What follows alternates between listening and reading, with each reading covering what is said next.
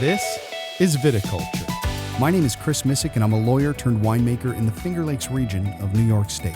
And in this podcast, I'm sitting down with great people in wine and other walks of life to hear their stories, as well as sharing the things I've learned in the vineyard, the cellar, and in life, week by week.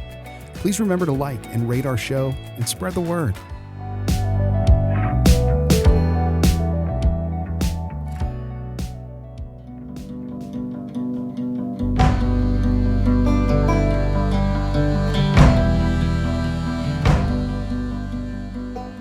As I've mentioned, I'm from California.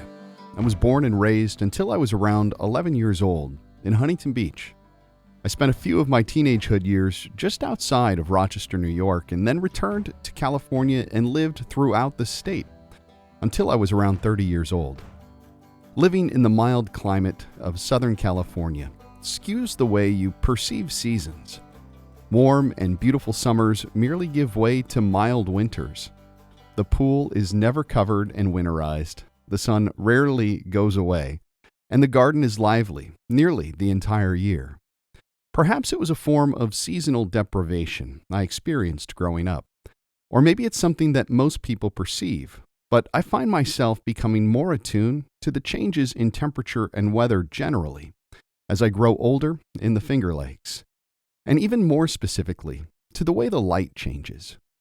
The light, the reflection in the leaves, the glow on the horizon, the changing times of sunrise and sunset are the precursors that hint at coming change.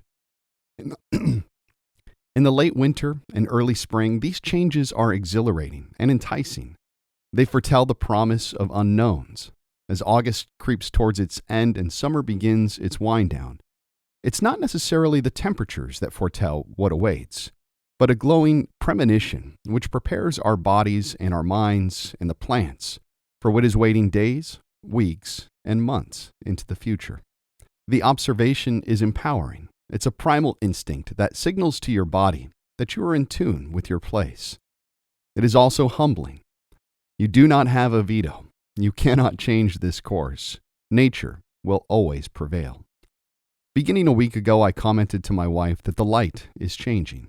The great wind down has begun, and the phase changes of the season are set in motion.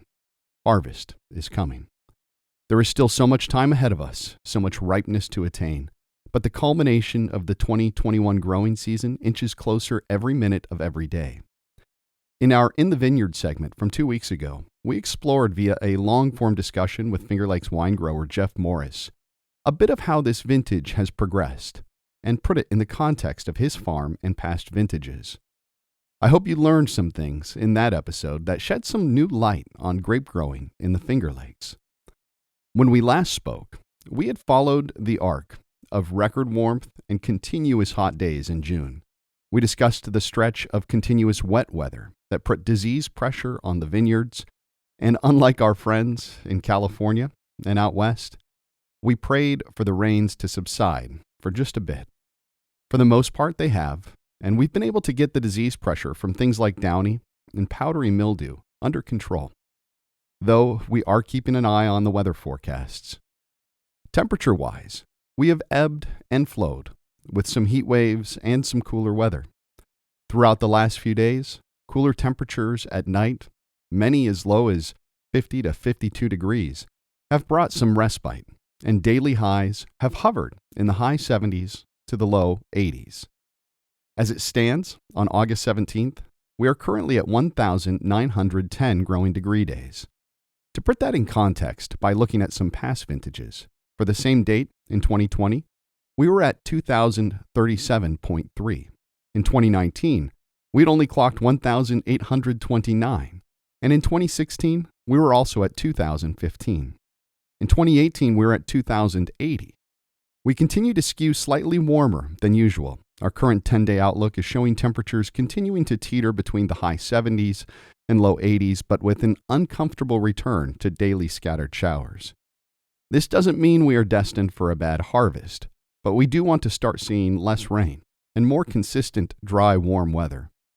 From my perspective, we are shaping up to be in for a good vintage, which will reflect a general typicity for most Finger Lakes wines. I also know We are anywhere from a month to 2 months from our Riesling harvest, and a lot can happen in that period of time. In the vineyards, veraison is everywhere. Early ripening red hybrids are purple, and grapes like Marquette are inching closer to building their sugar ripeness.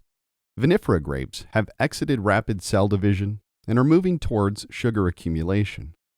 Grapes like Riesling make their freckles even more identifiable as the berry grows more supple. Harvest dates are set to reflect a fairly consistent mean this year. I'm expecting Chardonnay to begin harvesting for sparkling wine around the middle of September, and Riesling the first part of October. Our Chenin Blanc and Cabernet Franc likely to see harvest in later October. Although I put most of my emphasis on Vinifera, the grapevines with a genetic lineage to Europe, harvest is set to begin as early as next week for some of the hybrid varietals grown in the Finger Lakes. The history of winemaking in the Finger Lakes is radically different than many other parts of the world. Our history, dating back to the 1860s, was heavily focused on native and hybrid varietals that were harvested and made into sparkling wine. Grapes like Isabella, Delaware, and Aurora. Though Isabella was the first purposely cultivated grape varietal in the Finger Lakes and is still grown here today, Aurora has a particularly interesting history. In the world of hybrid grapes, Albert Sibel is a French viticulturalist legend. From his vineyard in Ardèche in the Rhone Valley, he developed some of the most popular hybrid grapes. Cheval Blanc, a hybrid I work with to this day, was developed by Sibel. Aurora was perhaps one of his most successful endeavors. He had originally bred and sold it as a table grape, and named the varietal in honor of the Roman goddess of the dawn. Its propensity to spoilage after picking led to its fall from grace as a table grape, but also its rise for use in winemaking. After having been brought to the United States in the 1940s, it became wildly popular for winemaking, and by the 1970s, was the most popular non-Labrusca grape grown in New York. This era corresponded with the post-prohibition rehabilitation of New York wine growing, with giant brands of the industry such as Great Western and Taylor using it across their production. The production of these sparkling wines relied on Aurora for providing a strong acid base for the various non-varietal-based wines, especially sparkling wines. Consequently, it became practice to harvest them very early and use them as a blending component to provide an inexpensive base for building inexpensive sparkling wines. One of the wines from this production that had grown in popularity once again was a wine called J. Roget. J. Roget was produced by Constellation Brands at their Canandaigua facility, and as mimosa brunch culture blossomed in America's big cities throughout the 2010s, J. Roget grew with it as the staple for restaurants seeking to use inexpensive sparkling wines for their bottomless mimosa brunch specials. As Constellation shifted market focus and sold off a number of brands to Gallo, this particular SKU created some issues for the pending Gallo-Constellation deal. The Federal Trade Commission, concerned that J. Roget would solidify a monopoly for Gallo in the inexpensive sparkling wine category, was a brand that the FTC refused to be included in the sale of the portfolio of brands. Consequently, its future seemed doomed, and the varietal, Aurora, began to be removed from many vineyards. It remains to be seen whether Gallo, who along with the purchase of the brands from Constellation acquired the largest production facility in the Finger Lakes, will be producing a sparkling wine to fill the gap that the absence of J. Roget has left behind. I'm certainly not one to question the business model of Gallo. They've proven to be exceptionally successful. The corporate maneuvering of these industry giants has put many small growers of grapes like Aurora in a bind. And part of this story will unfold as we see the future of Finger Lakes grape growing and wines unfold. As most small Finger Lakes wineries don't make wine from Aurora, it really is dependent upon the products that they've been used for generations to continue production. If they don't find a market for those grapes, those vineyards will disappear and either be converted to other hybrid or vinifera varietals or converted into some other agricultural use. This background merely sheds some light on the fact that some Aurora is set to begin harvest next week. The harvest of Aurora, like the light in the sky, is another cue that harvest is approaching. It's also a cue this year that the Finger Lakes wine industry is evolving. Much of that evolution has been pioneered by small family producers, but as with varietals like Aurora and the giant brands that fed the growth of those wines, big players are set to become an increasingly dominant role once again in the region.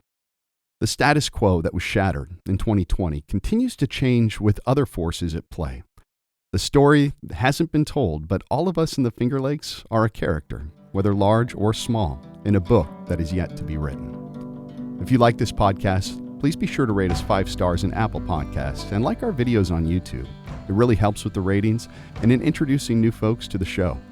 Be sure to tune in next week where I speak with Todd Ikes, who along with his wife Danny is celebrating the 10-year anniversary of New Vines, a Seneca Lake winery and bed and breakfast.